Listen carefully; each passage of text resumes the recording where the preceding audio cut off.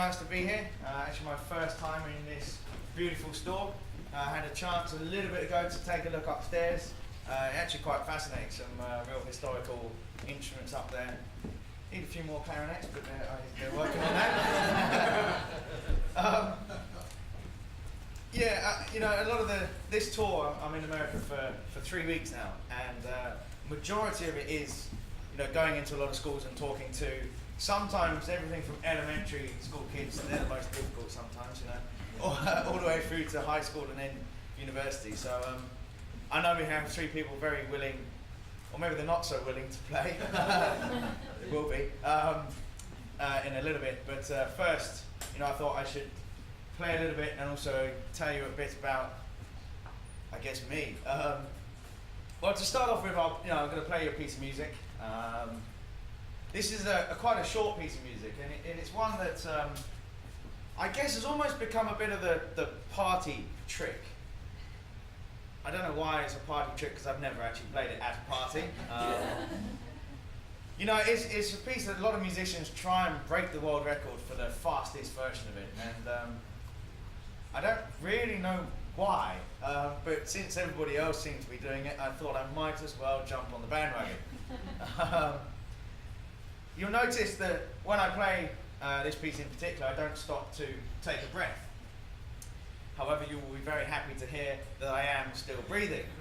It's a fairly useful part of playing, I guess, but I will explain all afterwards.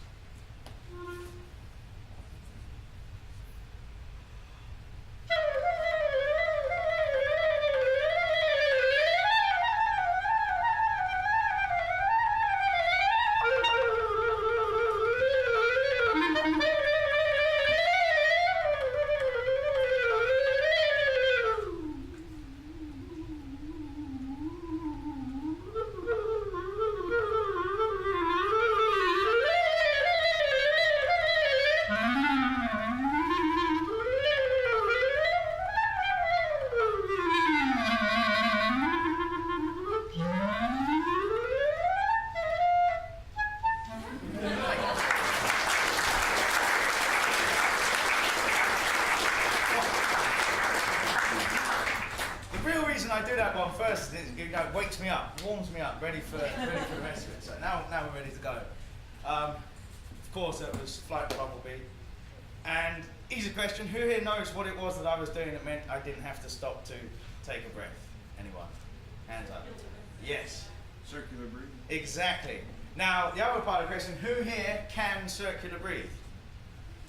That's normally the response I get, surprisingly enough. For those who don't know, circular breathing is a bit of a weird technique, and I have no idea who it was that figured this out for the first time ever, but I can imagine they were a little bit kind of weirded out. The basic principle is that you fill up your cheeks with air. So the first step, fill up your cheeks with air and just breathe in and out through your nose. Get used to that kind of sensation. Then, what you do is at the same time as you push the air from your cheeks down your instrument, you breathe in through your nose. I was actually travelling in Australia, of all places, and you know, went to an Aborigine tribe, and they were playing the didgeridoo, and they actually taught me how to play. And circular breathing is a huge part of their whole playing. And I thought to myself, you know what, anything I can do to make my playing easier is surely something that you should spend time and invest in. Now, the reason a lot of people know what it is, but maybe haven't or can't do it, you know, some people try and do it, but they give up after a while, is that it does take a long while to learn. It took me approximately 2 years before I could think about using it in performance. Now, the hardest part is not necessarily the breathing in through your nose whilst pushing the air out through your cheeks, but the transition back to normal breathing. One of the hardest parts as well is matching the same speed and the same pressure of air that's coming out of your cheeks or being pushed by your cheeks in comparison to normal breathing. I guess the best way to even start this quest of circular breathing is to get yourself a glass of water and a straw. And you try and blow bubbles into the water, and you try and circular breathe. And of course, if the bubbles kind of decrease in amount, then you're not doing it right, I guess.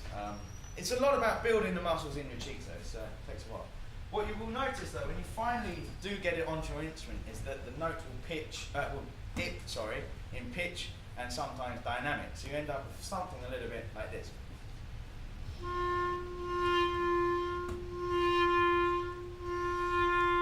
And that's because the air being pushed by your cheeks is not the same speed and pressure. So one thing I kind of found out by accident though, was that after a while you can almost do it without moving your cheeks at all.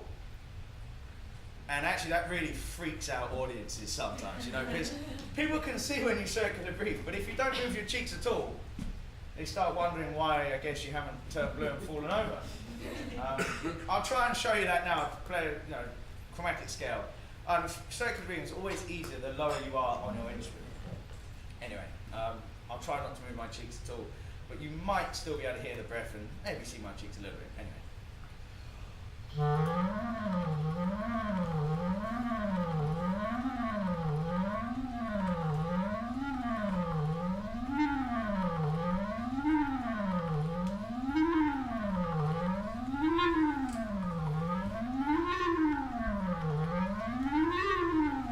I mean, you can carry on for quite a while. The record for longest circular breathing is, I think it's between 30 and 45 minutes of non-stop playing. The record held by none other than Kenny G. We'll move swiftly on from that one. There's actually a YouTube video of him doing this, and I say I think it's between 30 and 45 minutes because I watched about 30 seconds and then skipped through and kind of got the point pretty quickly. Anyway, it's a bit about circular breathing. I should probably tell you a little about myself and why I play the clarinet and how and all those wonderful things. I started playing the clarinet approximately 21 years ago. I'm 25. I started when I was 4. You know, a lot of people have the assumption or come to the conclusion that I must have come from a musical family and that I was told I had to play a musical instrument, you know, I had to practice all this kind of stuff.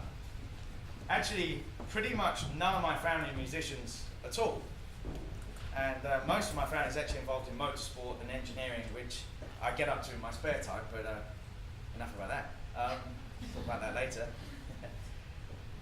I came home from school as a 4-year-old and turned around to my parents quite randomly and I told them that I wanted to play music. Now you've got to realise that in England we don't have the same kind of band system that you do over here in the US. Pretty much, there are some exceptions, but almost if you want to learn a musical instrument, you kind of do it on your own time. So for me to come home and tell my parents I wanted to play music was quite a shock to them, and well, firstly they didn't really know what to do. So they ignored me for a while. Obviously not me in my entirety, that would be a little bit cool, but no. They ignored the fact I wanted to play music because when you're a kid, there's always something that you want. You want a new toy, you want to do this, you want to do that, but sometimes and quite often, a week later, you decide you actually want to do something else. And they were wrong, actually. I carried on and on and on and on, as they tell me 4-year-olds are also very good at doing. And finally, they relented and gave me a recorder. The majority of people start on the recorder.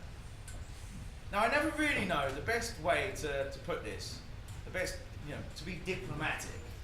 So I'm just going to tell you exactly how it is. I played the recorder for 2 weeks, 2 or 3 weeks, and then I gave it back to my parents. And kind of told them that it wasn't really the instrument I wanted to play. And they were a little bit of a loss because, where'd you go from there? What happened after that is they took me to a lot of local music schools and music shops to try everything. Now, for some reason, and I still can't understand it to this very day, I wouldn't even consider a stringed instrument. Not that there's anything wrong with stringed instruments if there are any string players here. But to me, it's like that section of the music shop just did not exist. I never understood it. I remember I tried the trumpet, the flute, the oboe, the saxophone, every single instrument under the sun. And after a week or so, I decided that I wanted to play the bassoon. And for those of us who know the bassoon, when you stand it on its end, the reed comes about this kind of height. And when I was 4, I was only about this tall. I haven't grown much in 21 years, but and I quickly realised that I had to stand on a chair to even have any chance of reaching the reed, let alone that my hands would be in completely different ends. It would have been impossible. So I thought, maybe it's not the most practical instrument for me. Then, I remember this one particular day, and I remember it very, very well. And I was in a music shop, music school, and this guy brought out a plastic clarinet. Now these days, a lot of clarinets are made from plastic. However, this was special, because not only was the body made of plastic, but the keys were made of plastic, and the pads were rubber. It sounds like the world's worst clarinet, doesn't it? But this thing was awesome. I loved it. The best part about it was that it was virtually indestructible. When you're a 4-year-old, that goes a long way. It helps out quite a bit. Now, it's an instrument that's actually designed for young people wanting to start out playing, with smaller hands. I was shown the basic embouchure, shown how to play a few notes, and pretty much within a matter of minutes, I decided that that was the instrument I wanted to play. A lot of people asked me, had I heard the clarinet somewhere? Did I know the type of sound I wanted to make but didn't quite know what instrument made that kind of sound? What was it? I'd like to think it was something like that, but it could have been as simple as playing it and enjoying that instrument and making that decision. It's probably a little bit of both. I remember being in the car on the way home, playing just the mouthpiece. And we all know it's not the nicest sound, especially if you've been playing for a matter of minutes. I remember playing at my mum's ear or something, and I think my parents were thinking, what have we done? We've made a massive mistake, take it back, turn the car around. And that's kind of how I started playing. Back then, every spare moment I had, often when I was actually supposed to be doing my homework, I'd be playing my instrument, simply because I enjoyed it. When you're a kid, and actually for a long time, you don't necessarily think about what you're going to do as a profession or a career. It doesn't even enter your head. I only played because that's all I wanted to do. I had a couple of chances to do some local concerts, and almost one thing led to another. And I always say that no matter what concert you do, whether there is 5 people in the audience, whether there's 10, 15, 20, 100,000, 10,000, you name it, you never know who's in the audience. You could do what you consider to be a very small concert for maybe 5 people, but as far as you're aware, one of those 5 people could be the most influential person that you will ever meet in your whole life. You simply don't know. That kind of was true for me in many respects. I did one of these local concerts, and there was a guy there who asked if I'd like to do a concert, to play on TV. It was a TV chat show. And one thing led to another, and I was asked if I could play Summertime with a band, and then talk a little bit afterwards, live on ITV, I believe. It's one of these videos that has found its way onto YouTube somehow. I don't quite know who to thank for that, but one day I'll find this person. And the thing about that concert I remember the most was I was just excited to play. Now I know when we play, a big thing for a lot of musicians is becoming nervous. And you would imagine that playing for a TV audience, TV cameras, a band you've never played with before would be a fairly nerve-wracking experience. But I wasn't scared at all. I've been thinking quite a lot as to, why was I not scared? Why did that not freak me out? Thinking that on the other side of that camera could have been millions of people watching live on television. What was it? The only thing I can come up with was that nobody ever told me that I should be scared. No one ever told me that I should be nervous. No one ever put the idea in my head of what happens if you play a wrong note. What happens if you completely forget what you're playing because I'm playing from memory? What happens, I don't know, if you fall over on your way onto stage? All of these things that we now think about never even entered my head. And it's almost, when you're a kid, a little bit of naivety. Nobody ever said these things, so I never even considered them. And as a result, I've never been nervous before I play. Yes, there's always adrenaline, but for me it's always in the form of excitement. Before a concert, I just want to go out there and do it. When I started there was a lot of people that told me I couldn't do it. To my face. I was told, you can't play the clarinet because your hands are too small. Or, you can't play the clarinet, this was the best one, because you're going to ruin your first set of teeth. And you're going to have braces and dental work and surgery and all this kind of stuff, because they said it's going to move your teeth. And actually, as a side comment, I've never had braces, never had dental work, never had any problems at all. And it's almost because people told me that I couldn't do it, that I shouldn't do it, and that I wouldn't be able to do it. It just made me want to do it even more. Maybe a little bit to prove them wrong, or maybe I was a little bit stubborn as a kid. But I think to me, I wanted to do it, and I was going to find out for myself. I do remember a time though that my two top front teeth had fallen out within a couple of days of each other. It was a good look, missing two front teeth, strong look. And came time to practice. And the clarinet I was playing at the time had an E-flat clarinet mouthpiece on it, which in all respects is a little bit smaller than the regular. And I found out, to firstly my amazement, and secondly my amusement, that the mouthpiece fit perfectly in the gap left by my two teeth. So I just carried on playing. I just carried on, it was a perfect fit. Anyway, the one thing kind of led to another, and after this first concert I was asked to do a few more TV appearances. And then I met a guy that arranged all of the music for the royal family's functions, and he asked me if I'd like to play for Prince Philip's birthday celebration, which of course I most definitely said yes. I believe at that point I just turned 6 or something when I was asked to do that concert. Now, this will seem incredibly irrelevant, but everything's relevant in some way. This guy owned another company, and this company made lifts for the back of trucks. That you stand there and press a button and they go up and down. The ones I mean, right? Yeah. Just remember that. So, he asked me if I'd like to do this concert for Prince Philip. To be inside Buckingham Palace, 500-600 people there, dinner, drinks, massive celebration, a few people playing. And, well, firstly, I say to meet a member of the royal family once in your life is a huge honour, a privilege. Actually, those words don't even come close. Let alone being asked to play for one of the royal family. Now, I remember what I played. I played Mendelssohn something, and then some Cole Porter. It's a good mix. I don't think anyone's ever put Mendelssohn and Cole Porter together. I did, paving the way, something different. But you can imagine that if I stood at the front of all these people at dinner tables, well, no one would be able to see me, let alone hear me.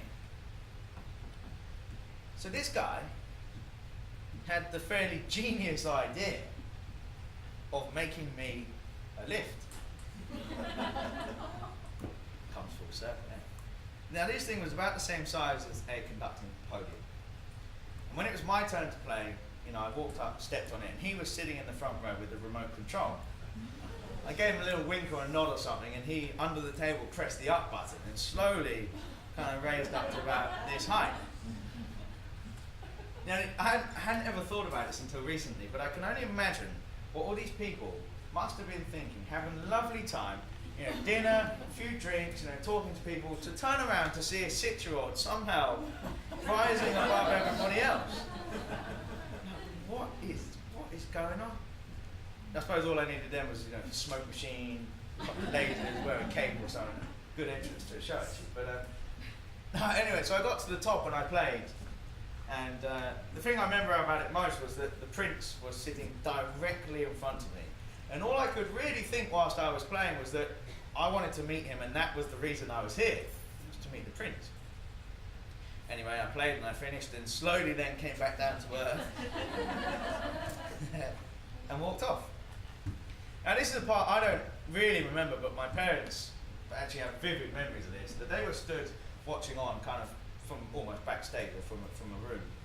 And they tell me that after I walked off, I handed them my instrument, but didn't say a single word and just turned around and walked off. And they're probably thinking, where's he going? What's going on? And in my head, I decided that now would be the perfect time to go and say hello to Prince Philip. And I think my parents kind of clocked on to what I was doing, but it was too late. I was too far gone, and all they could do was watch on. Now, there's me walking through this hall of 500-600 people, making a beeline for the Prince with a fairly determined look on my face. And one thing that I certainly didn't consider then, that maybe security could be a slight issue when it comes to the royal family. And then my parents, once they realised what I was doing, also started to see all these security guards appearing from around the room, talking to each other on their little radios, following me to where the Prince is. Now I get there and I decide the best way to get his attention would be to tap him on the shoulder. And he turned around and I just kind of stood there, wide-eyed, and stared at him, And at this point, I remember all these other people being stood around, obviously the security guards, and they were probably thinking, what do we do? Should we leave him? Do we take him down? What? what are we supposed to do? What happened after that is I actually kicked out the person who was sitting in their seat next to Prince Philip, and I'd imagine that they were probably someone fairly important. And I was there for about 10 minutes or so, and I just had a nice little chat with him. The best bit about it was though that I was asked to go back and do a few more concerts for them, which was absolutely amazing. Maybe I kind of, collared him into getting me back. I have no idea what we talked about actually, but I always say, like I said, to play for the royal family once is a huge honour and a privilege. It was something I would have never imagined, but a number of times is just amazing. I did another 5 or 6 concerts for Prince Philip, maybe 10 or so for Prince Charles, and various other, princesses and dukes and lords, and the royal family is massive. But it all culminated back in 2002, and this was the day before my 13th birthday, the day this concert took place. And I was asked if I'd like to play for the Queen's Golden Jubilee celebrations. And what never struck me at the time, but pretty much in the days that followed, was this was history in the making. You've got to imagine, Queen Elizabeth II will only ever have one Golden Jubilee. This was it. And to be asked to be a part of it was, well, again, I'd never imagined that would even be a possibility. So the concert took part in the back garden of Buckingham Palace, and their garden's fairly large actually. It's nice as well. Each person was given a portable cabin, and I remember I did the rehearsal, obviously no audience there, but the huge orchestra were all there, and it was an amazing experience and kind of surreal. You had to pinch yourself to make sure you're not dreaming. But I was about to go out on stage, and you can hear everything happening, on the stage, people announcing, talking about you, and all this kind of stuff. And actually, a side comment: you have to realise that when everything's on TV, it's all very, very meticulously planned by the second. And I get there, and you're waiting, and they say, right, you've got 30 seconds, and at that point you start to kind of psych yourself up, so going into battle, you're ready. Your excitement's going, your heart's going, and you're just excited to be on stage. Then it got to about 15 seconds, and they said, right, 10 seconds. And it got to about 5 seconds, and it was at this point that the stage manager took his headset off, looked at me and said, by the way, just thought I'd let you know that there's 12,000 people in the audience tonight, and 3, 2, 1.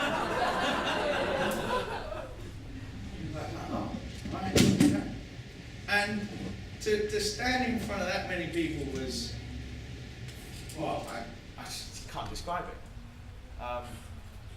After I finished playing, and I say there were more TV cameras there than I have ever seen in my whole life. There was TV cameras in helicopters getting aerial shots. It was like a dream. You know, I took a bow to the royal family and then took a bow to the audience. And up to that point, I never actually thought about having a career in music. Yes, I really enjoyed it, and actually it had been going that direction for a while, but never had that kind of moment of realization. Until I finished that performance, and you can see in the video, I take a bow and then I just kind of stand there and take it all in. And you know, sometimes you get goosebumps and the kind of shivers down your spine and that feeling of excitement. That's exactly what I had then. You know, standing in front of any audience, no matter what size it is, and having the appreciation of what you've just done is a feeling like no other, let alone when it's 12,000 people and the whole royal family. And it's at that point that I thought to myself, I was like, you know what? This is pretty cool, actually. That's a bit of an understatement, actually. And I thought, you know what? This is what I want to do for the rest of my life.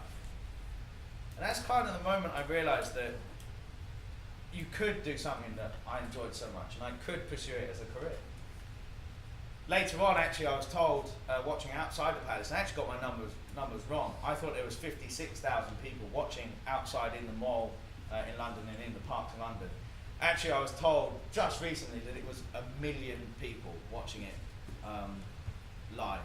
And then TV in 40 different countries, approximately 200 million people. It was undoubtedly the biggest concert I've ever done and will ever do. Now, you will notice that I do have a lot of stories and things that I've done and memories. And to me, that's the nice part about being a musician. You can create these memories for yourself. However, when we go to a performance, whether we listen to classical music, jazz, you know, whatever, acid jazz, for example, which we play a little bit, R&B, pop, metal, you name it. We go to a concert and we see the performance. We see the end result.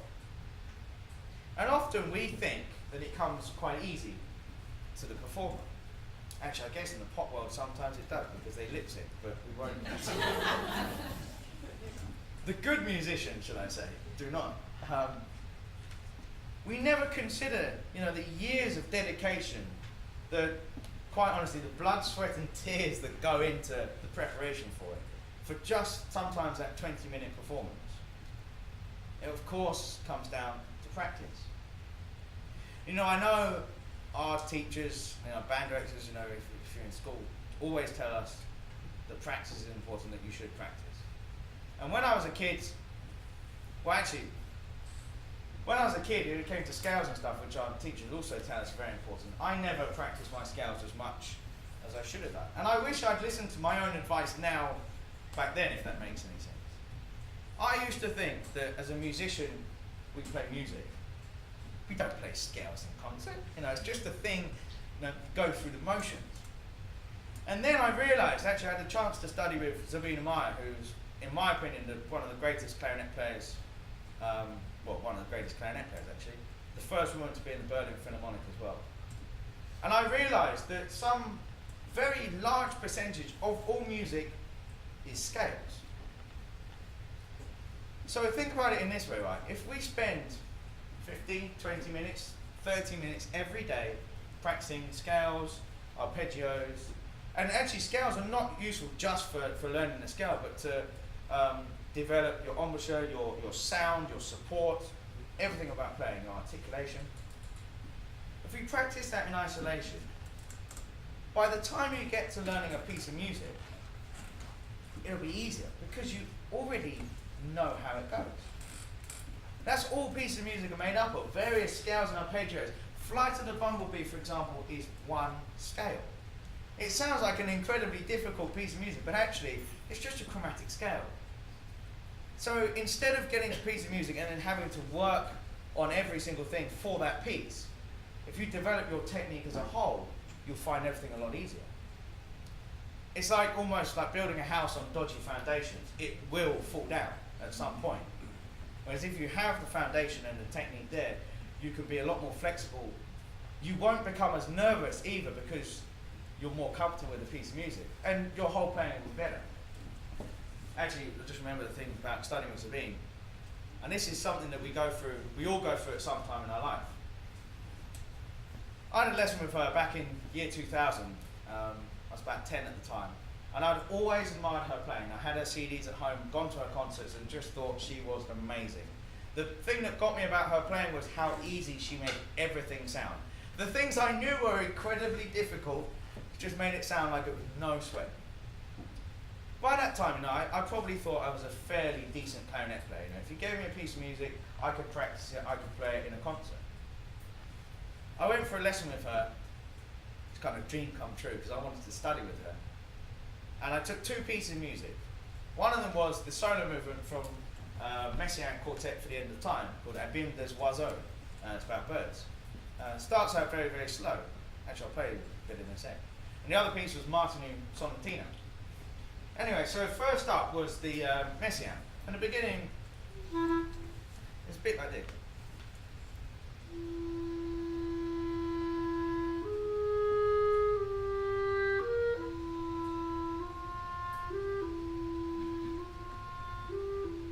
And I got to there, and she was kind of stood there, looking at me like this. And even at that point, I was like, oh, I know what's coming. And then she proceeded to completely tear me apart. And at this point, her English was almost non-existent. My German was even worse. She had a translator, so she went off in this long rant for a while, and I knew it wasn't great, but had to wait for the inevitable translation. It's like, oh. And what it was pretty much the beginning of the first note wasn't a clean start. You didn't breathe right, you're not even standing correctly. The middle of the first note wasn't an even sound. And what do you know, the end of the first note going to the second note wasn't a clean joint. Oh, and also the middle of the second note was the same as the first note. And it went on like that. And I managed to endure a lesson of this. And every time she said something, my confidence was being knocked lower and lower and lower. And I remember being at Hamburg Airport on the way home with my mum, crying, saying I was never going to play the clarinet ever again. It's like, oh, I'm done, give up, throw it away. I was so low, I thought by that point I could play music, but I realised that I was nowhere near the standard that she could even begin to start to teach me. And that was quite difficult. My point is that we all have times like that. When it comes to practice, yes, sometimes we don't sound great. Sometimes we think it's really difficult. Sometimes you hit like a roadblock and you can't get over a certain thing. And sometimes, quite frankly, you do want to give up and you do think it's impossible. You hear somebody play and you go, I can't do that. I'll never be able to do that.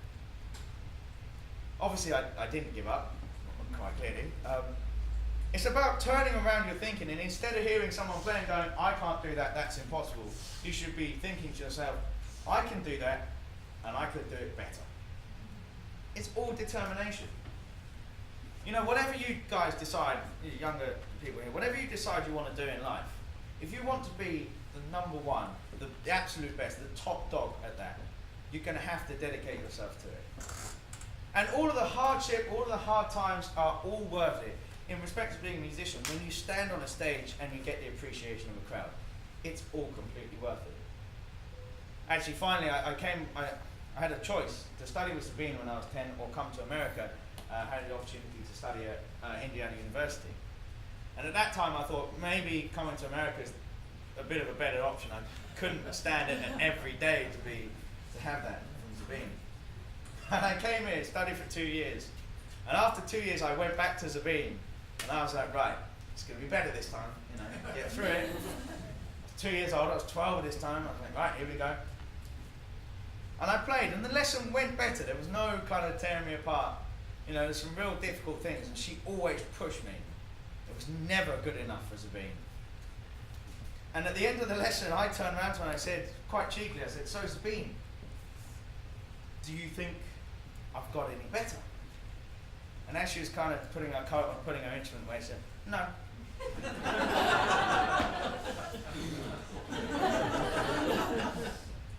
All right, okay.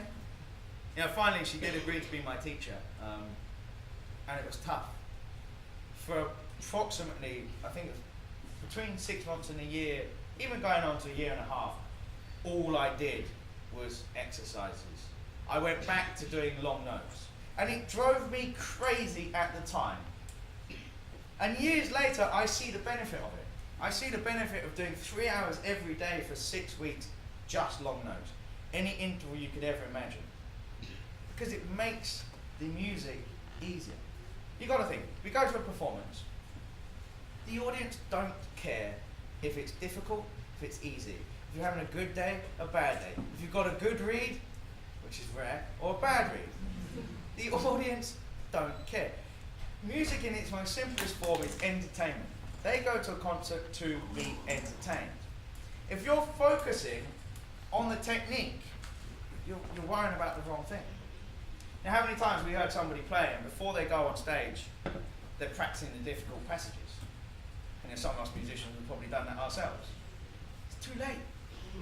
It's too late. If you can't play it by now, you've got no chance. And quite frankly, you probably shouldn't even be going on stage. And that's why I think a lot of people get nervous, is that we have this voice in the back of our head before we go on stage that says, you should have practiced some more. And then in the front of your mind you're going, no, we're good, I've got it, I know what I'm doing. Then that voice is there, no, you should have practiced some more. And it's that split second you go, maybe I could have practiced a little bit harder, a bit more. It's how you practice. Just sitting there and playing is almost sometimes as pointless as not doing any at all. It's how you practice. And the one thing with music, and the one piece of advice, if you take one thing away from this, I hope you take more than one thing away, but there's one thing, it is to practice slowly. Incredibly slowly. Take Fly the Bumblebee, for example. When I started to learn how to play that, I put my metronome on at the speed that I could play the hardest passage comfortably. And then that is your set tempo for the rest of the piece. So for example,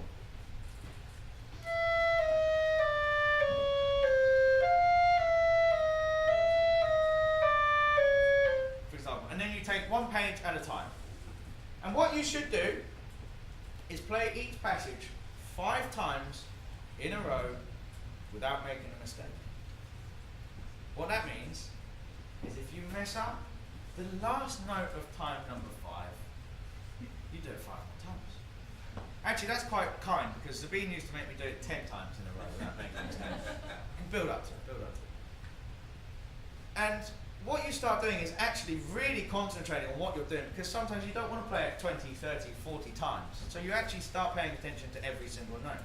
Then what you should do is change the rhythm. Same tempo to dotted rhythm. So dum, da dum, da dum, for example.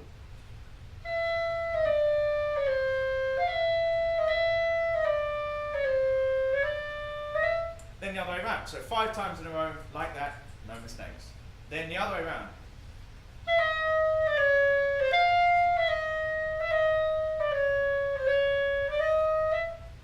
Etc. Then take 2 notes and stop. And then 3. And then 4 notes and stop. And no matter what rhythm is written, completely disregard that and just focus on the notes. And then do 3 notes dotted. And then 3 notes dotted the other way. 4 notes, 5 notes, etc.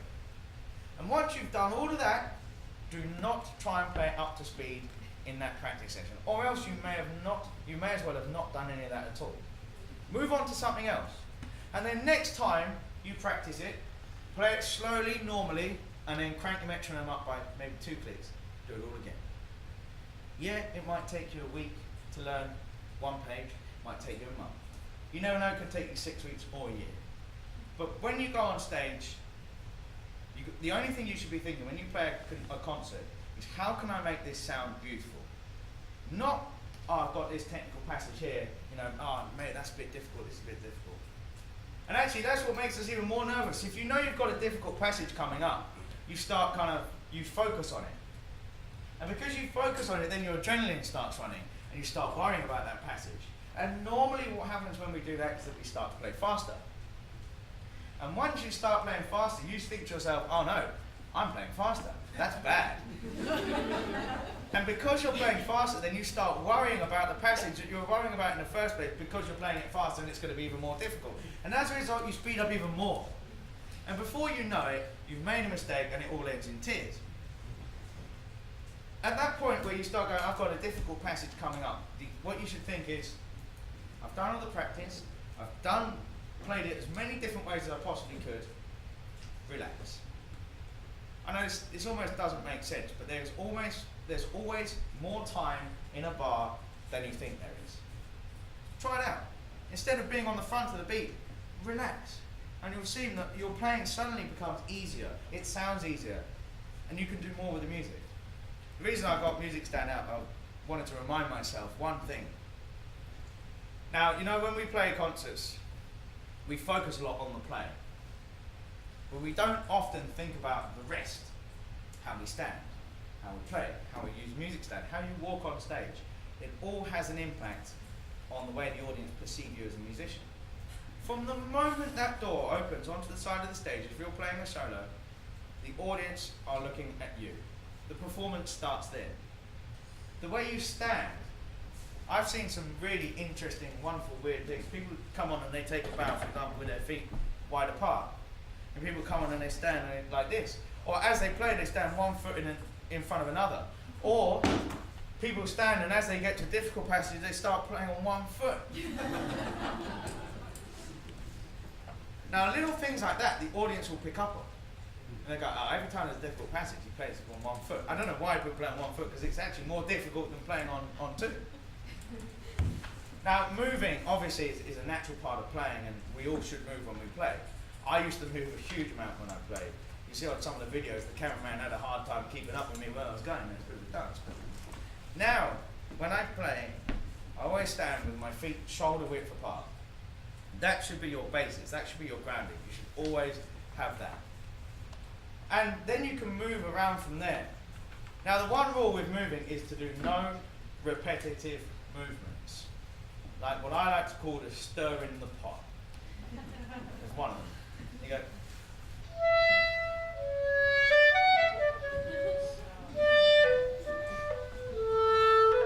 Now your sound also starts going with that, and then the audience start going, they get a little bit seasick with you. No. Or you get sometimes the old expressive shoulder, or the expressive elbow getting in there. Any repetitive movement is bad. You should always be very relaxed when you play. Imagine you can move every part of your body freely. Otherwise it will translate into your sound. Music stands. I hate music stands. The reason is, normally whenever I use a stand, something goes wrong. But the real reason I hate music stands is because people use them to hide behind. So you get this, people come on stage.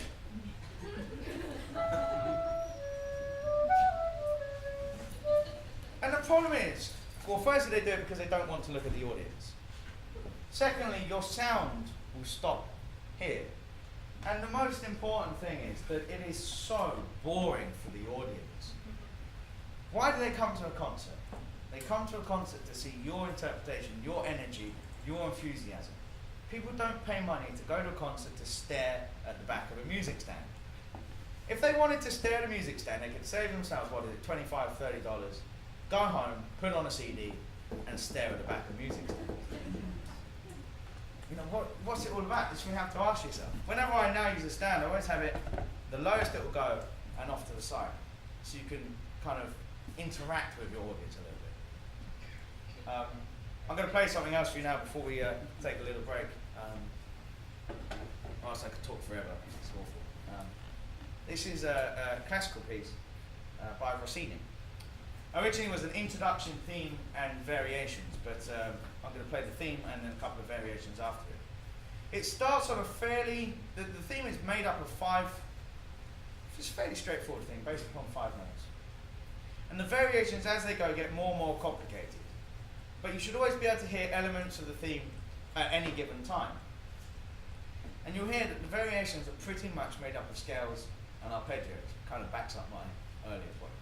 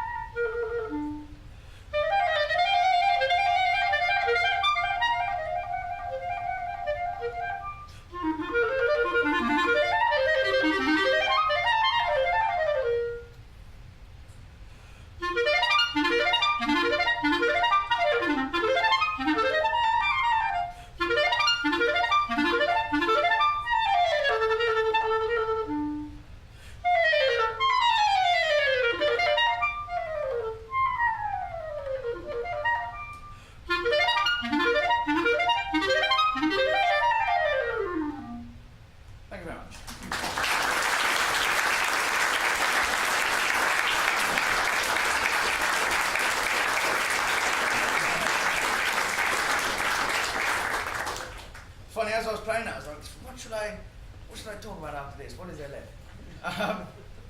The one probably actually the largest thing which I haven't talked about at the moment, and you know, I say that if you want to be the best at what you do, you have to always work, and to me, I'm never 100% happy with what I do. My family and friends always get annoyed with me because every single concert I do, I come off stage and it's always all right. And that's as far as it goes. But to me, it can always be better. You're always kind of searching for perfection. It doesn't exist. Perfection, you can never attain it. And if you do come off stage and you think, yeah, that was a perfect performance, you might as well give up. Because otherwise, the only way from there is down. And the other thing, the nice thing I like about music is that in many ways, you make your own success. And there are so many different things you can do. You can diversify that it's all down to you. It's depending on what you want to do. You never really know what's going to happen. You know, it was really true for me. About 10 years ago, actually 10 years next year, which doesn't seem like that long at all, I started to play LeBlanc clarinets. Now, LeBlanc used to be a French manufacturer, but was bought by a huge company in America called Concerto. And they make Bach trumpets, King, Con, Holton, I mean, huge, Ludwig drums, some USA saxophones. It's a huge company. And anyway, one thing led to another, and you know, I was sitting down with the president, and we got along pretty well actually. And I mean, it wasn't quite this simple. I'm cutting the story, else we'd be here forever. But we shared the same fundamental view, which was that, you know, these days you can go into a Walmart or you can go onto eBay and you can buy yourself a brand new clarinet for under $50. Please don't do it. You get what I like to call, I'll probably get sued by Walmart now, they'll come after me. You get what I like to call a clarinet-shaped object that's probably not even worthy or safe to be turned into a lamp, you know. And it's not just limited to clarinets, it is all instruments. And to me, you know, often we give these instruments to young kids that are just starting out playing. And we expect them to learn how to play on an instrument that if you gave it to a professional, they would struggle to make it work. I mean, some of these instruments I've seen are so, I'll say, interesting that you almost look at them and the keys like jump off the instrument. I mean, it's phenomenal, some of the stuff they managed to do. And that doesn't make sense. Everybody goes on about inspiring young people to be musicians, you know, trying to get people to play. But surely we're killing it off straight away by giving them bad quality instruments. They're going to feel a lot of the limitations of the instrument, they're going to feel are themselves, and then they're going to want to give up.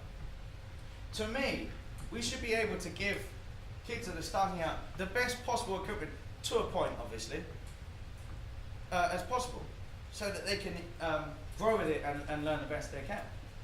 Anyway, so we all kind of shared this view, and what transpired was LeBlanc asking me if I would like to help them design a new line of clarinets. And when this came about, firstly, I was like, I'm sorry, what? what did you suggest? Because I'd never imagined it in my wildest dreams. A bit like playing for the Queen, I never thought it would happen. I have no background in engineering, no design experience of instruments. I pretty much just know how to play the clarinet by then. But an opportunity like that, you know, I started to think about it. Only a handful of musicians in the world on any instrument ever have an opportunity like this. And I had to think long and hard about what I was going to do, whether I was going to accept the challenge and do it or not. And in the end I thought, well, I had to accept. I'm one of these people, I don't want to get, I don't know, 10, 15, 20, 30, 50 years down the line and think, what if? What if I'd done that? So I decided we had to do it, and I was going to dedicate myself to learning as much as I could about acoustics, about how instruments are built. Anyway, we started working with a company, and it was a huge learning curve for me. It was a real challenge to learn all about instruments. But what was born out of it was the LeBlanc Bliss clarinet. Originally, yeah, we did mean it to be an intermediate instrument, but because everybody had such high expectations and high, perfectionists almost there, what we ended up creating was an instrument that was professional yet affordable. We use a lot of technology, we took a lot of technology from other industries. For example, a lot of the plating techniques, or one type of plating we used, NASA also used it. We took a lot of technology from the way they make weapons these days, where tolerances and precision is everything. You know, our instrument is made mainly on CNC machine. There's no hand finishing at all. And everything is made in one factory in Elkhart, Indiana. Which means you can keep an eye on the quality, the consistency, and which means every single instrument comes out playing the same. Now, one thing I always talk about, when often we buy a new instrument, not just limited to clarinets, you buy a brand new instrument and then you have to spend money setting it up. Now, you wouldn't go and buy yourself a brand new car, get in it and they go, well, no, the engine doesn't work, you've got to spend $1,000 and then it will work. You would go crazy, wouldn't you? Yes, there is a certain amount of personal setup, but sometimes these instruments come out of the box and need basic work. Some companies, I won't mention any names on clarinets, but you think these instruments are supposed to go through play test and quality control, and if there's something fundamentally wrong with the instrument, it means one of two things. Either A, they don't care enough to fix it, or B, they didn't test it properly. So that was something I always really annoyed me, and we strive that every single instrument comes out of the box ready to play. As I say, I never imagined I'd do something like that, and there's a huge amount of features on the instrument. We do have two here. We were originally going to have a lot more, and I'm sorry we only have two, but in another way I'm not sorry because we managed to sell all the rest that we had with us on this tour so far, which is also very great. But now we have two here. One of them is nickel plated, the other is silver plated, but both fundamentally the same instrument. So at the end, please do feel free to go up and try them. As I say, I never imagined that I would do something like that, but it's been a huge learning curve for me and a real exciting one. You know, opened up different markets for me that I never imagined I would do. For example, going and talking to kids in schools, it's fantastic. And it's a real feeling of pride when I see an instrument with my own name on it, and it's an amazing feeling. And only credit to the hundreds of people back at the factory that put in the hard work every single day. Those are the guys we don't see, and they work really, really hard. Anyway, so it's a bit about instruments. Now I know we have to get on to our wonderful three players, but before we take a little break, I wondered if any of you guys had any questions that you would like to ask me. I'll ask questions about almost anything. Yes? Just a quick question. You were on a little bit, and yeah. You get calls from players all the time saying they want a jazz instrument or a classical instrument, and it's very rare, I think, in my experience, to find somebody who's really completely accomplished in the classical and jazz, as you are, Mozart, Cole Porter, it's all there. And some of the players say to me, I don't want to do it, or I'm not going to do it, and I'm just going to ruin my classical chops, or I don't want to buy this extra equipment. Do you have a jazz setup? Do you find that it interferes with your classical playing? Is there, how do you go about doing two different genres and staying accomplished in both? It's a good question. And actually it all kind of starts a little bit back when I was studying with Sabine. And what happened is I decided, because there's German system instruments which make quite a different sound and completely different fingering, and then Böhm or French system. And I decided, much like some of the players I believe in the historic players in Chicago Symphony Orchestra used to play German system for German music. And I told Sabine, I was like, you know, can you help me find a German system instrument, because that's what I wanted to do. And pretty much at that point she said, no, don't do it. I was like, well, why? It's a great idea. And her point was that no matter what style of music you're playing, if you are comfortable enough and as good as a player as you should be to perform, you should be able to make any sort of sound you want on one setup. Whether that's playing jazz, whether that's playing classical, whether it's playing German music, you should be able to play whatever you want on one instrument. Actually, I ended up recording with Sabine, and she was playing German system and I was playing French. And her sound changed because she was playing with me, and my sound changed because I was playing with her. You can't put your finger on exactly what it is, but you just play it together and you listen. So anyway, when it comes to jazz, a lot of people do even go to the expense or the effort of changing their ligature. You can buy jazz ligatures these days. A lot of people are equipment what's the word I'm looking for? They love equipment and they're always junkies. There you go, exactly. Thank you. And they're always, like some people are always searching for the perfect mouthpiece. It's like searching for the Holy Grail. It doesn't exist. And they think that when they find it, suddenly all their problems will be solved. It comes with all the right notes in it or something. These days, there's lots of equipment on the market, but there's no substitute for just practice or spending that same money on lessons. There's no substitute. Anyway, when it comes to jazz, I use exactly the same instrument, the same mouthpiece, the same ligature. The only thing I change is play a slightly softer reed. I'm not as fussy with my reeds. So, what was the other part of your question? There was another part as well. And yeah, you should be able to be flexible and play any sounds that you like. I'll play a little jazz tune for you in a little bit. I have one in mind, so we'll do that. But yeah, you should be comfortable and flexible to play any style of music on one instrument. So. Anybody else? Any others? Yeah. You say that young musicians should put a little bit more work in like tone or scales and stuff like that. Yeah. Would you then discourage like jamming in your room or doing stuff like that more often, or? No, not at all. There's a lot to be said for creating music and improvising. It's all about using your imagination and training your ear as well. Oral training, listening to music is a hugely important skill to have. It's in respect of the actual playing and the technical side of things, to spend a little bit of time every day. Say you practice for an hour a day, sometimes at least half of that should be spent on scales and long notes and arpeggios. But there's a few little things you can do straight away that will help that. For example, is always thinking about the air coming from here and pushing from here. Sabine used to make me lay down on the floor and play. On my back, obviously. I did have someone who put their hand up once and said, on your front or your back, and I was like, just please think about what you just asked. The first time she said, lay on the floor, I thought she was joking, and then I realised she was serious, and then went and got 2 massive German encyclopedias and put them on my chest as well, and then taught me to play.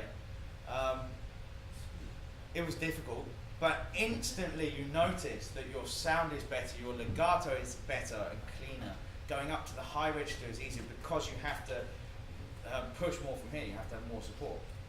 So try it when you're at home, sax, clarinet, any wind or brass instrument, try it. And then think about what feeling that is, how does it feel, and then stand up and try to create it. It's all in your head as well. When you play with a music stand, your sound, as I said, stops there. But if you stand in a concert hall and focus on the back of the hall, then naturally your sound is always going to go to the point where you're focusing on. That's why even when I'm in here, I would try and focus on the corner, just a little bit above eye level. And so there's a huge amount you can do. There is a lot to be said for improvising and jamming, as you say, which is a lot of fun as well, especially if you want to go into jazz. It's a huge skill. I wish, when I was a kid, when I learned music theory, and actually what I believe we should teach is music theory, not classical music theory and scales. And then if you want to learn jazz later on, well, off you go. Actually, that was the other part of your question. People are saying that it's going to ruin your embouchure, ruin your playing. When I decided I was going to play jazz, and actually it was pretty much on a whim. I kind of woke up one morning and said, you know what, I kind of fancy starting a jazz band. I'd always listened to it, but never really did it. And when I announced it and when we started doing concerts, I did get a few angry messages on my Facebook page from various people saying such things, oh, you're going to ruin your playing, you are a classical artist, you're like disowning the classical world, it's like the world is ending kind of thing, and your classical playing is going to suffer. And I wanted to reply with fairly short replies, but I just thought it would be better just to leave it. And I've never understood that separation. Classical music, a lot of people, this is a random one, I'll try not to go off on one, but a lot of people see classical music as being this elitist thing. We put it up on a pedestal and see all classical music. It's better than every other type of music. Ridiculous. Music is music. It all comes from the same thing. To me, what I find in jazz playing and jamming and improvising actually helps my classical playing. Going on stage and not necessarily knowing who's going to play what when, who's playing what solo, how long they're going to play for. Sometimes you call a tune you don't really know how it's going to end, but somehow you all make it happen without saying a single word to each other. That's a fascinating experience. It's the freeness, the not knowing what's going to happen that makes my classical playing better, the flexibility. And to me, the classical playing helps the jazz because you have all the technique, the scales, and the classical background. So to me, they really complement each other. And one thing I never wanted to do was focus on the jazz more than the classical. You know, I wanted to try and keep the classical level as high as I possibly could. I love playing jazz, and I'm only just getting started with it. There's a huge amount to learn, but you know, there's all elements of playing, and they're all as important as each other. Yeah, you can do a lot by just practicing sound, and if you want to do jazz, you know, firstly listen to music and try and understand what they're playing and understand the chords, and that will really help. Anybody else? Sorry, I can talk a lot. Yes. So, as far as jazz clarinetists, you listen to like Kenny Daniels or not? Even when it comes to jazz, you know, even what I listen to, not necessarily play, I'm very kind of old school. I love listening to the old swing recordings. You know, so obviously a good place to start with clarinet is Benny Goodman, you know, known as being the king of swing. But equally, you know, Artie Shaw was a fantastic clarinetist, but in a ways he didn't have like the marketing appeal or didn't do as well on the marketing side, in my opinion, as Benny Goodman did. You know, he had the name, he had the well-known band. They were both incredibly demanding. Actually, all big band and jazz band leaders, I was listening to a lot of Buddy Rich and his big band last night, and it is so precise. But then all these famous tapes, the bus tapes, which I'm sure some of us may have heard, where he just goes off on a huge rant. And they demanded perfection. And when you actually start listening to what they played, you realise how intricate and how difficult it really was. And often you think a lot of that playing back then was quite easy. But no, I listen to a lot of old school kind of jazz. These days, you know, there's kind of a shift. The clarinet wasn't so popular in jazz, and the saxophone took over. To me, the clarinet's quite a difficult instrument to play jazz on, in comparison sometimes to the saxophone, depending what you're playing. So yeah, it's a bit of a change, but I quite like that old school sound. I like that old school feel. And one thing I'm experimenting a little bit now with is putting the clarinet through all sorts of effects machines and pedals, and you can create all sorts of crazy stuff. You can even make your own dance music. I mean, honestly, people go, well, you can't do that because it's a clarinet. But then I say, well, why not? Why not? Your imagination is the only limiting factor. So I mean, I try and listen to as many different musicians as I can, but I always seem to go back to the old school style of playing. So yeah, anybody else? Yes? You say you like different types of music, the classical and the jazz. How do you feel about, do you play a different instrument, and how does that influence or give you respect for your main love of the clarinet? It's I mean, the clarinet as the sax, and you know, how does that help appreciate one another and build the love for what you do? When I started the clarinet, I also learned how to play the piano. I think that's quite important, no matter what instrument you learn, to at least have a knowledge of how to play the piano. You have a good understanding then of harmony, chord progression, how it's all put together, and sometimes for people visualizing it is a lot easier. I don't play any other instruments apart from clarinet and a little bit of piano these days. I have thought about learning other instruments, but then my train of thought is, if I was to spend an hour every day learning how to play the saxophone, if I spent that same time practicing my clarinet, what individual thing could I improve?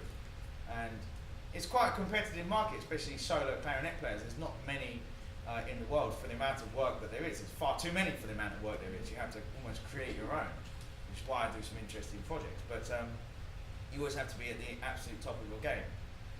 The thing I think, what a lot of people forget about classical music is, you know, we see these composers and we see the old portraits and we imagine them to be very prim and proper kind of people. And we don't remember that back then, they were the rock stars of their day. I can't remember, I believe it was either Liszt or Brahms that on a weekly basis was being arrested for, I think, just being a delinquent, you know, just, we forget these kind of things and we kind of idolize that music and think it's something special in comparison to dance music, you know, anything. So to me, to even see the relationship between jazz, between classical and its roots and where it all came from, gives me respect for the different genres. On my iPod, I don't have a huge amount of classical music because I'm insanely critical. It's my job to be very critical, and every time I hear something, I'm always picking the smallest details out of it. I have everything on my iPod from heavy metal, Metallica, Rage Against the Machine, all the way through Iron Maiden, Black Sabbath, Deep Purple, I mean, all the way through to Led Zeppelin, going into R&B and soul, and all the way through to dance music. I have a huge amount. Actually, the only type of music I don't seem to listen to seems to be country music. I said that I was in Texas once, and the response I got was, people scowling at me. Like, but no, I think if you listen to a lot of things and you start to notice the similarities in it all, then you start to respect it. I think it's more of a younger generation thing though than a lot of the old school type of players. So. Anybody else? Yes? All that wonderful stuff. Someone tried to teach me how to work on reeds, and I just made it worse. So I decided I was going to stop doing that. And also, traveling with a knife in your bag on aeroplanes, it's not going to go down particularly well if you forget about it. So, I'd like to say I'm a model example when it comes to reeds, that I take them out of the box and play them for 5 minutes, then put them away, and then work, cycle them. In reality, I'm not. When I go to a concert, every few concerts I open myself a new box of reeds. I try a reed, and if it works, I play the concert on it, and if it doesn't, I don't use it. You do go through a lot more reeds that way. But I find new reeds to me play more in the style that I want a reed to play in. If it's used, it's already too soft. I like quite hard reeds. I play 4.5 strength, sometimes even a strength 5 reed. As for mouthpiece, that one is made by a German company called Zinner. They actually make blanks for many, many different manufacturers or different small-time people that put their own finishing touches on them.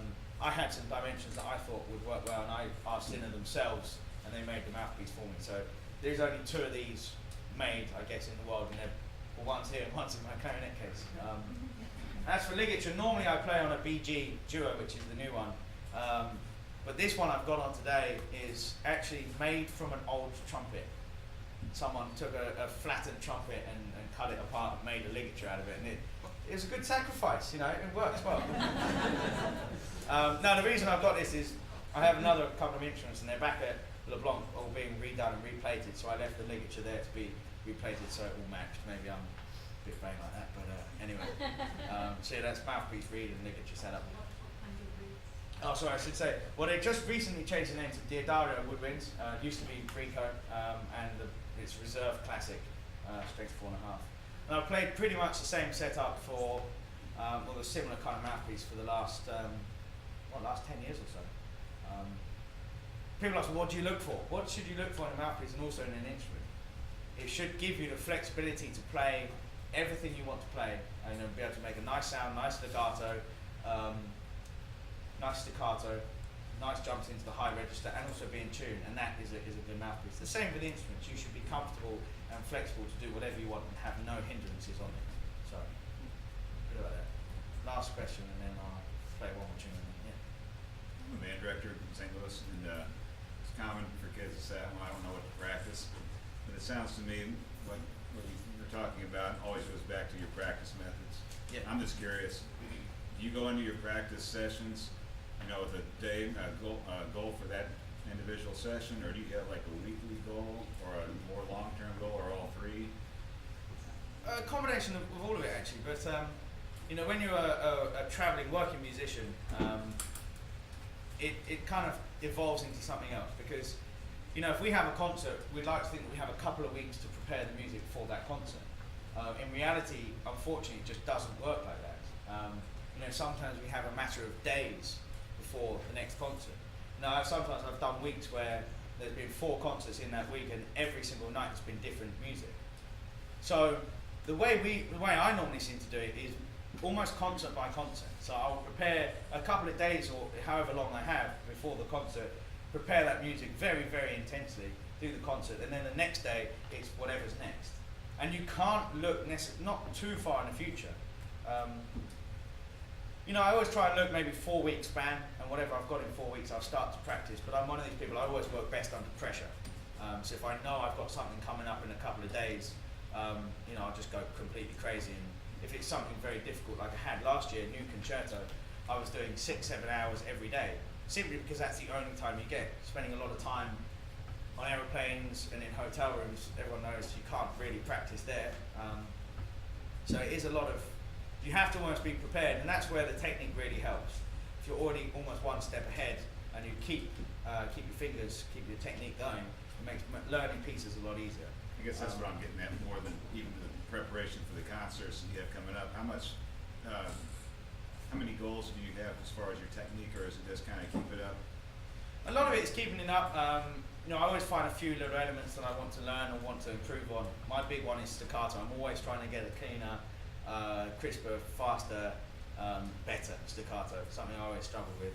And at the moment what I'm trying to learn is how to circular breathe and staccato at the same time, which in theory I guess shouldn't be possible, as you use your tongue to block the back of your throat when you circular breathe, but I'm not going to accept that. I can kind of almost do it at the moment, but there's always little goals that you try and implement for each thing. But I know we have to move on.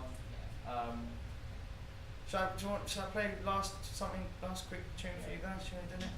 What I've decided I'm going to do, I decided this earlier, for a change, is start off with a classical piece, and then I'm going to do a jazz version of the same piece, and then some crazy stuff after that. We'll see what happens. So.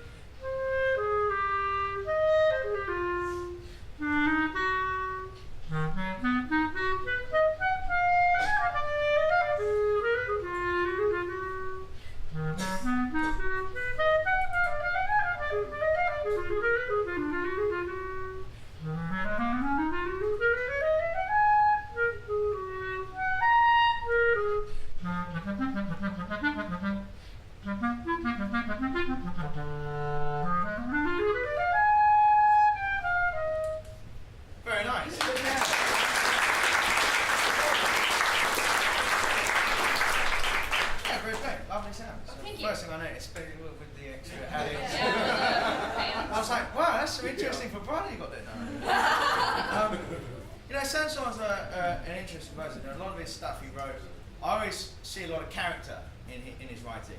For clarinet, one of his most famous, aside from this, is the Carnival of the Animals, which is always a fun piece to play. Now, the one thing which is often quite difficult, if there's a lot of small phrases, is that we kind of focus on that. And at the beginning, it's not the most inspired beginning. You have the same thing over and over again. So you have once, and then what do you know? Same again. Oh.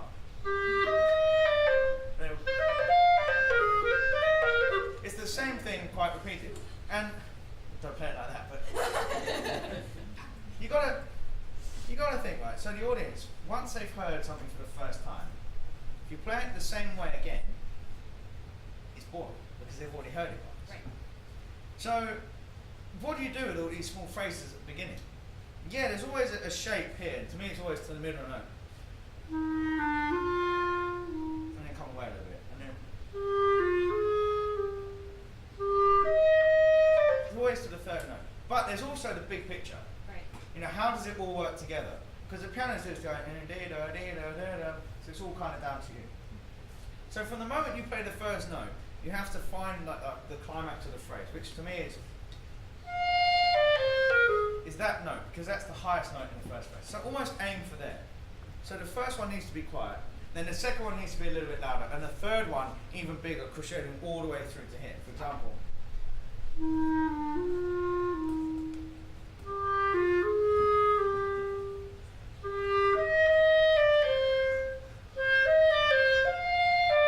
And to there, and then away again.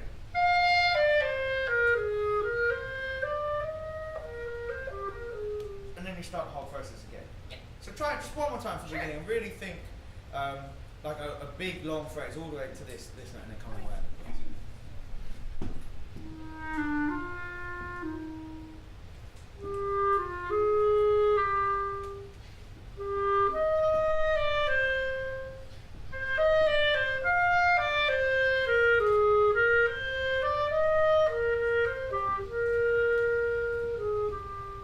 Yeah. See, already it had a bit more shape to it. So that's nice.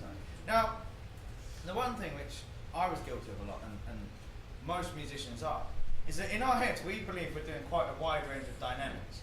And often, like here, Saint-Saëns wrote piano at the beginning, and then actually he doesn't write another dynamic for 2 lines.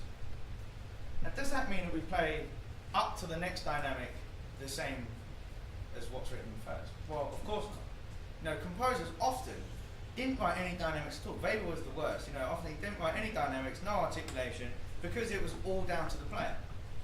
So what you've got to imagine is, okay, this is like guidelines, and what you do, what else you do with it, it's all up to you.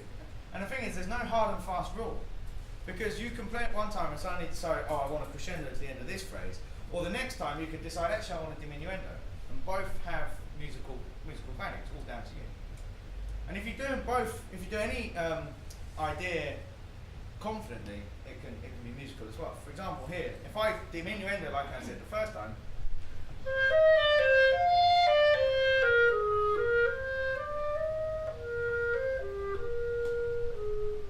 you can flip it and crescendo to the end.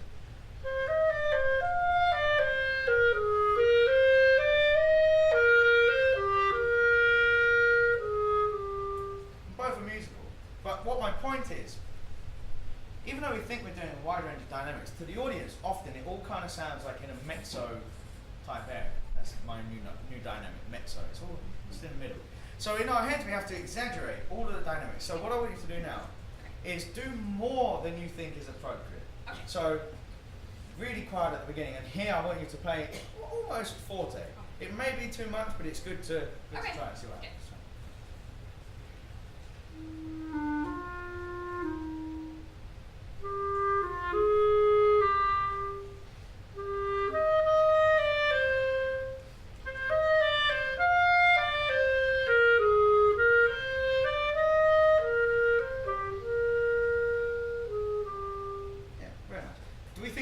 Exaggerated, or did that sound musical? See?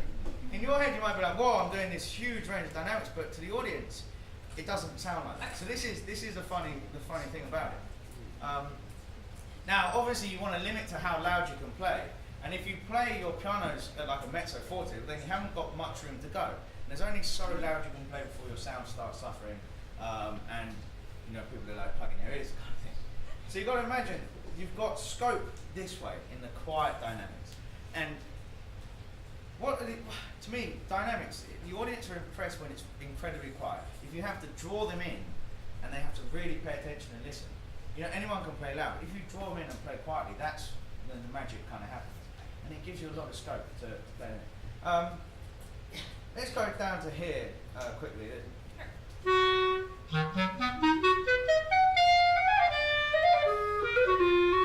You have the same thing again, dum bum bum bum bum, and then dum ba da da dum ba da da, and then again the same thing after this. Now what we do with runs or things like this is take a little bit of time at the beginning. The same again, Weber does it a lot. You know, there's runs going up to high notes, and if you play da da da da da da da da every single note exactly in this place, well, it's not particularly musical or so interesting. If you hold the first couple of notes and then speed up, dare I say, a little bit towards the end, it gives that shape. You can do almost the same here. So but this is the key. If you take time, you always have to give it back. So you have this framework of a bar to work with, and you always have to be mindful of it. You don't want to be late to the beat. So I'll play a couple of bars before you get the tempo.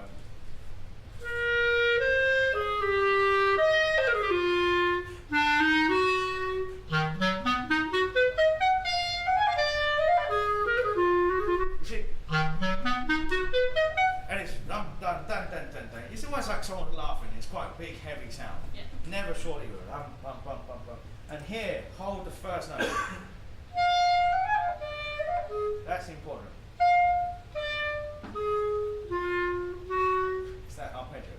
So I always think focus dum, and then diminuendo a little bit, and then again diminuendo, etc., etc. Okay. Just go a couple of times.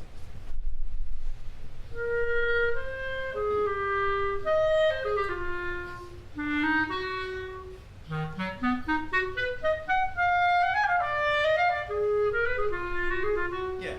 Now I want you to remember. I know masterclasses, by the way, are incredibly difficult, and I've been on the receiving end more times than I wish to remember. So I know what it's like, especially when you've got people looking at it. So I try and always be as kind as possible. Now this dynamic here on that A flat was forte. To me, that was like a mezzo forte. Okay. Give it again. Think about really exaggerating your dynamics. One more time. Say it.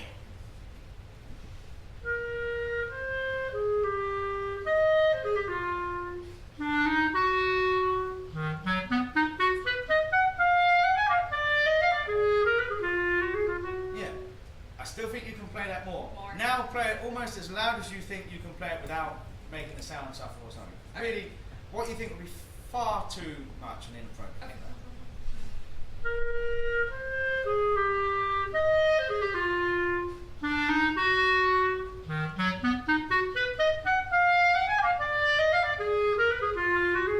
See, to me that was about right. Now, the interesting thing is as well, we have to always consider is when we're playing with a pianist, sometimes our dynamic range has to change. And then when you play with an orchestra, most definitely it has to change. You know, sometimes everything has to move up a notch, or sometimes, depending on who you're playing with, move down a notch. Now, I know the piano's got quite a big chord there, and so you have to always be able to be heard. So we always got to imagine, we always got to think about this in our dynamic range, and that you can always extend it. And the louds in our head, we think we're doing quite a lot of dynamics. Often, we're not doing as much as we think. Now, in this section, you did the right thing by carrying on. You know, if there's something that goes wrong in a performance, you should always just carry on. That's the key. Never stop. And if you are confident in what you play, most of the time the audience won't have any idea you've made a mistake either. So what will help you here, especially, is doing all the dots and rhythms, like I said before. Yeah. And I'd love to spend a lot of time on this. There's lots to, but I guess the main thing is always think about the phrasing, the shapes of phrases. Even if there's little small phrases, there's always a big picture and dynamics. Sometimes record yourself when you play, because you know what we hear, even our own sound in our head, is completely different to what the audience hears. And you know, if you record yourself and listen back, the first thing you will notice is dynamics and dynamic range. So work on that. But thank you very much.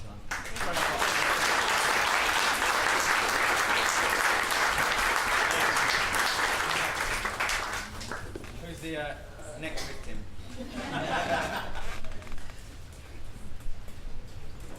And if anybody has questions or comments, or hopefully no complaints during this, but if you do, you can put your hand up and see. Do you want me to hit this ceiling fans off?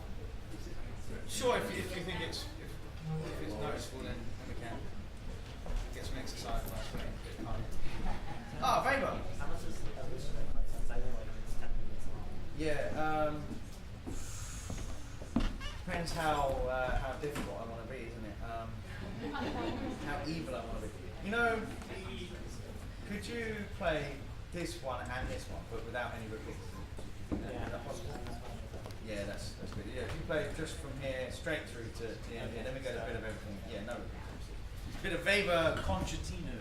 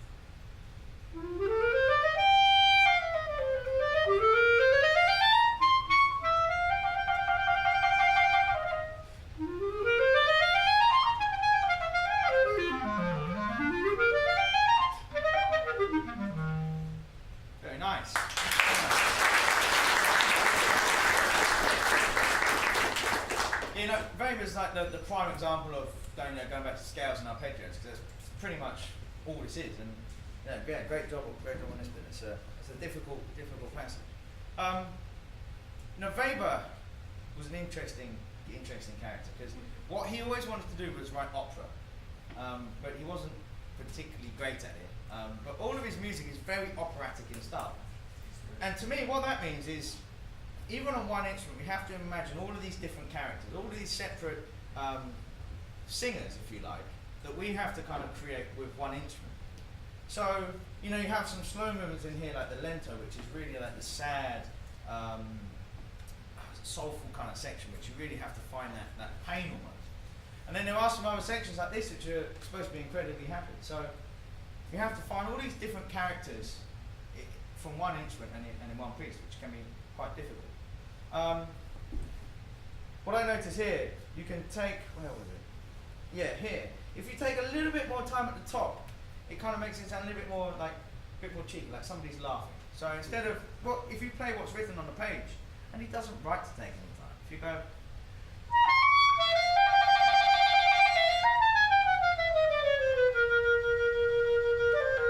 that's exactly what's written on the page.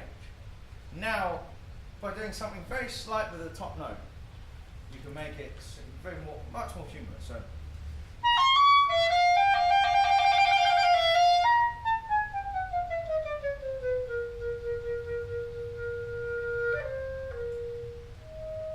and that's like very operatic. The audience, you've got to imagine, if this is the first time they've ever heard this piece for a lot of people, they don't know what's coming next. You know what's happening, so you have to tease them.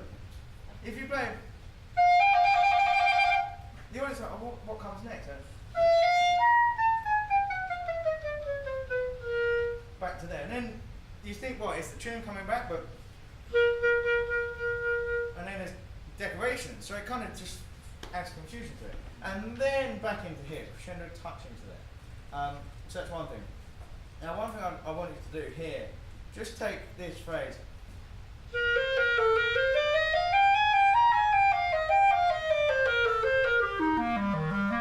And I want you to do the dotted rhythm. So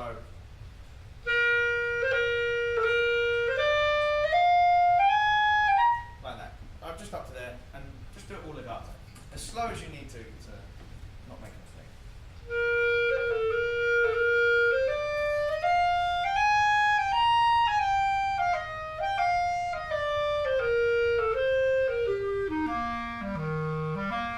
And the one thing we need to think about a lot is very snappy rhythm. The short note should be very, very short.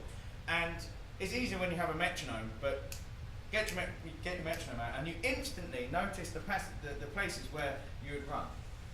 And if there's passages where it's uneven and you do it slowly, imagine then when you speed it up, that thing gets bigger and bigger. So the unevenness was right around here, right?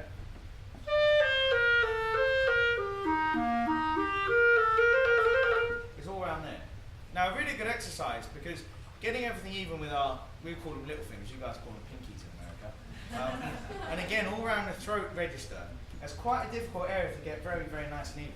So aside, even before you start playing this, a really good exercise is to just go around these keys with your little finger. Again, with your metronome on.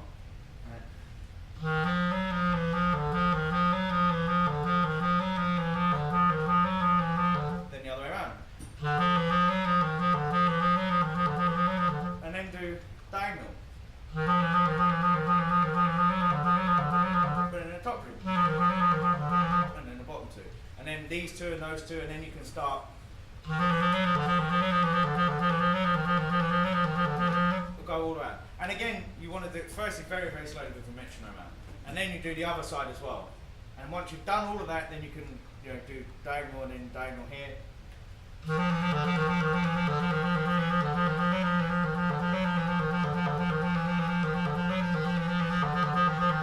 Anything you can imagine.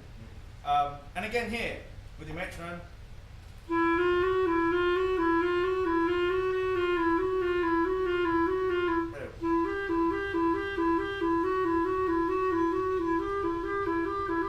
And always be very, very relaxed. So even aside from playing, if you were to do all that kind of thing, by the time you get here, it's already going to be more even. Now I want you to do the same again, but the other way, so the short note first. Da-dum, da-dum, da-dum.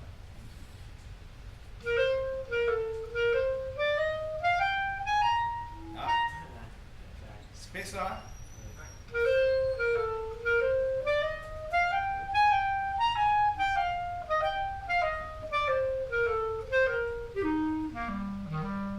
Yep, very nice. Now we need to do three notes and stop. So da da dum, ba ba da, na na na.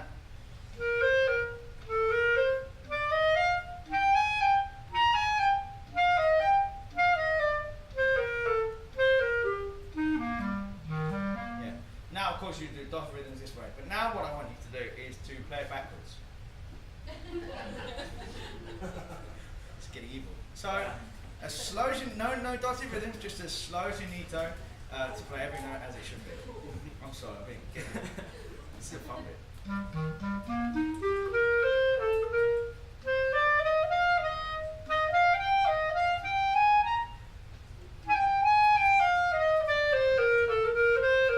Yeah? It's much more difficult than it appears, isn't it? It's not easy. Then of course you 5 times the note, etc., etc. Now people are like, well, why? Firstly, why am I doing all these funky rhythms? What's the point? Now the real reason is when we learn it, we would learn the sequence. So we learn where our fingers go in sequence with each other and where the focus point is in a normal phrase. But when you go on stage and play, sometimes your brain and your fingers don't talk to each other the same way that, well, maybe they should. So what happens when you change the rhythms is it puts the focus or puts the impetus onto a different note. And you actually start learning and thinking about where the fingers are going and the relationship between each individual note, rather than it as a whole sequence. And once you do that, then I want you to go back and play it just slowly, normally, with all the articulation and all. Your fingers and you would have learnt it in your head, I mean, rather than just muscle memory. So now I want you.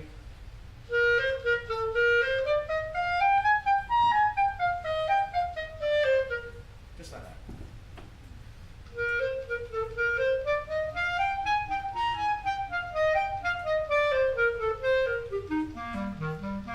And now I want you to go back to here, the beginning of this section, and play it up to speed. See what happens. With the same articulation? What, no, just whatever normal, as you did before. Okay.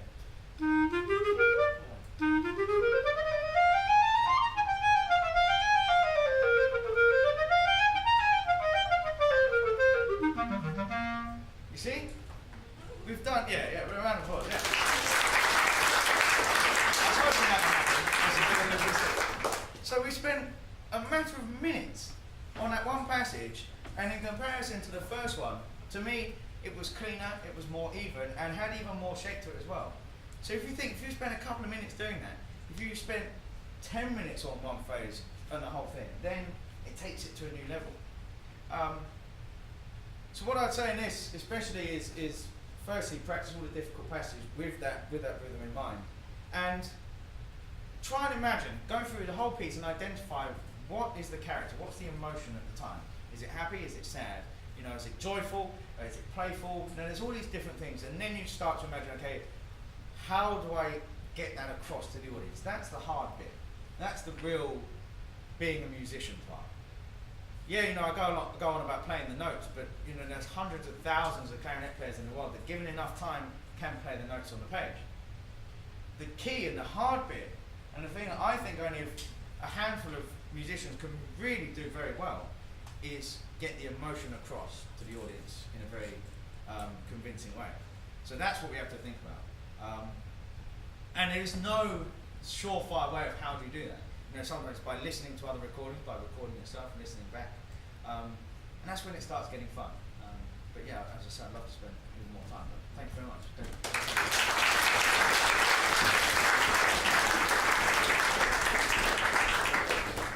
Last but by no means least, of course.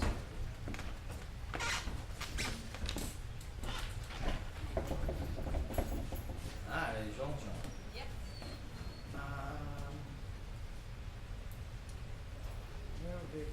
Maybe from here to here, is that good for you to do? Or what do you think? From here? Yeah, from there to there. What would you like to do from there to there? What would you prefer? I don't care, whatever. Oh. Well, you guys can choose first bit or second bit? Second, right? Go from here to there. Is that right? Hands in your hands.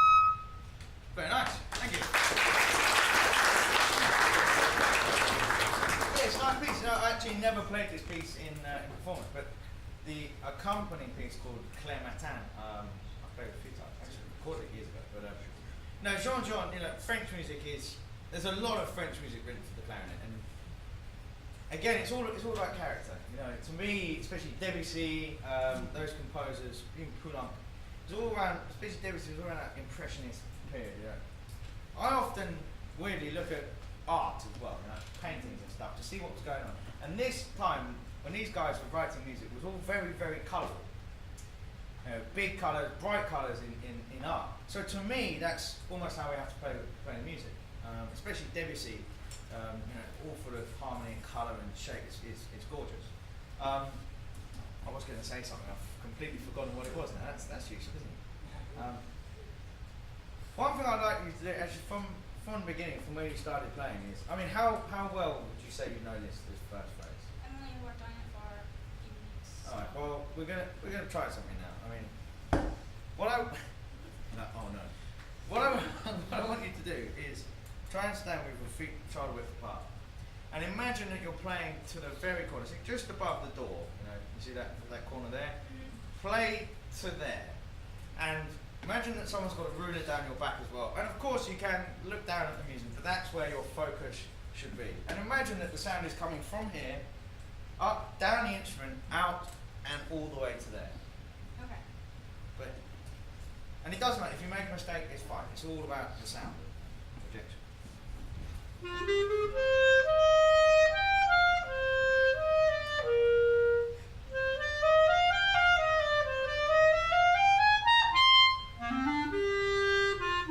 Yeah. So even the first couple of notes already had a lot more intensity in the sound.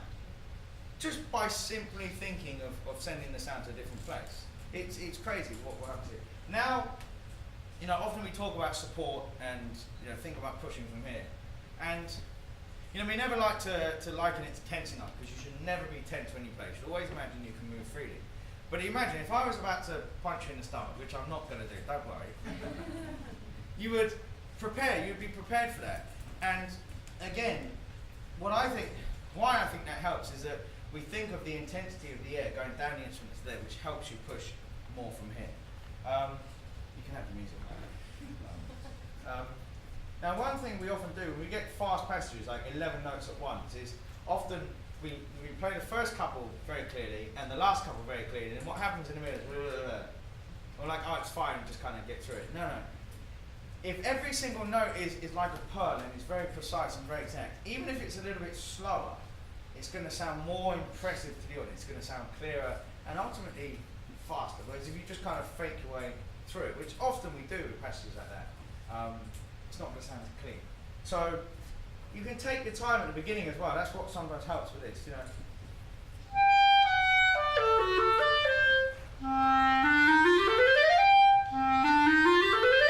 So here I play the first couple down, and then big crescendo to the very top. And that gives those notes a bit of shape as well. So just try that run on its own. Down, and then speed up towards the end. Think about sending the air from here. Play it, touch slower, all over the. Just like that. And you notice the B is the one that's not particularly clear. So what you would do then is take it out in isolation. So just go around those couple of notes around there and think about what it is. It's all support, really. It's all air from here. So one more time, play just that scale quite slowly. Bum, bum, bum, bum, bum. Just that kind of thing. Sorry, I mean just from the beginning. Oh, okay. Like that. Yeah, one more time. Bit louder. Play it forward then. And now speed up a touch towards the end. But you still hear that the B is the bottom.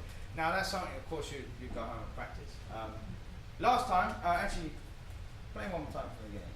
And now, think about dancey feeling as well. That's what it is. It's very, very dancey kind of. Just think about dance. One more time.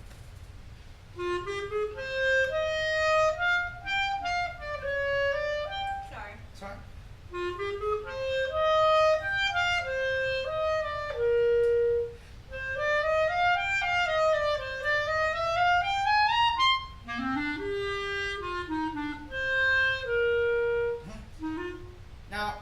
Much better sound and support. Now, do you notice anything that you might be doing that might be a bad habit? Moving is fine, but you notice you stand on one foot, you go in between the two. Now, and whenever there's a difficult passage, I notice this foot, the right foot, just comes off the floor ever so slightly. Now, I'm a stickler for that. I notice those kind of things, and the audience. It's the same as tapping your foot when you play. I hate when people do that, because that shouldn't be the focus of your playing, and then the audience is like that, and they're following you, and then they'll be watching that rather than listening to the lines you're playing. So last time now, I want you to stand and try not to move from feet shoulder width apart. And once in a while, you had the right shoulder thing going on. That's difficult, trying to be relaxed when you play. Your arms and all. I had a big thing where my elbows would always be a little bit tense when I played, and as a result, I used to play my pinky used to be in the air like that. Don't know why. But Sabine, she could be at the other end of a hall and could see it. She'd be like, 9, your elbows, and then she'd come up with But like, Sabine, how can you see from the other end of the room my elbows are 10? She knew. It's crazy. So you should imagine your shoulders, your elbows, your arms, everything should be very relaxed when you play. The most serious thing that can happen is, of course, you can create lots of problems with yourself in your hands. I know a lot of musicians, some that in fact even have surgery because they've been very tense when they play. The same with your legs, your feet. Even though you stand feet shoulder width apart, you should always feel very, very relaxed when you play. So one more time from there and think about all that. I know it's a lot to think about, and I say relax, but you're trying to concentrate on actually, like, don't move. But yeah, try and feet shoulder width apart and think about being very relaxed. And again, big sound support and send it right to the back one more time.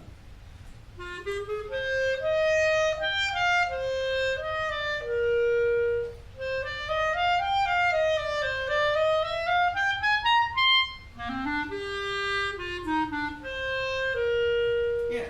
So now the sound, most of your focus went into the sound, and it's much better than the beginning.